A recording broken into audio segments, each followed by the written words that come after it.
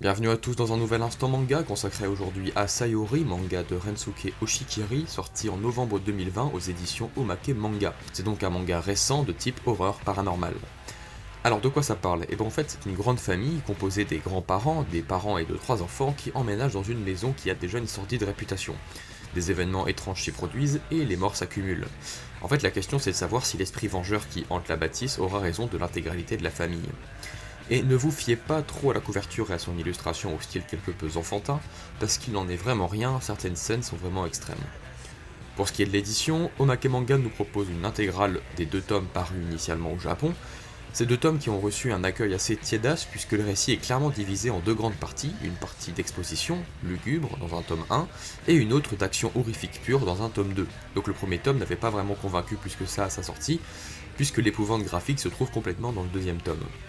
Une édition intégrale est donc la meilleure option pour moi, et c'est d'ailleurs le ressenti de l'auteur lui-même, et il le dit dans la postface du bouquin, ce qui est toujours très agréable, et l'auteur nous gratifie d'ailleurs d'un chapitre exclusif pour cette édition, tout autant appréciable. Bon point pour mon premier Omake Manga. Pour ce qui est du dessin, Rensuke Oshikiri a vraiment sa patte graphique bien à lui, un style graphique bien rond, assez simple mais pourtant tellement efficace, surtout lorsqu'il s'agit de représenter les yeux des personnages. C'est d'ailleurs par eux que l'on comprend leur état psychologique et physique. Les cernes se font de plus en plus creusées, et lorsque les personnages voient leurs yeux devenir blancs, ils rentrent dans une rage incontrôlable.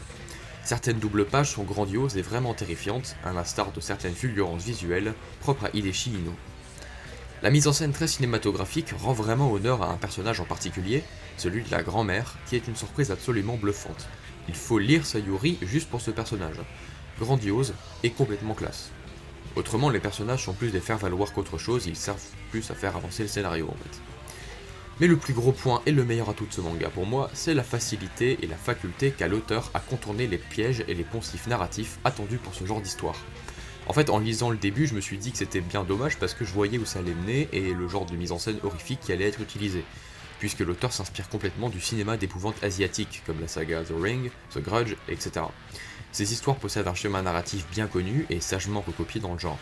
Mais Oshikiri explore une autre facette des codes de l'horreur japonaise et ne rend pas son histoire consensuelle. Tout cela vient d'un ras-le-bol, qu'il explique d'ailleurs dans la postface.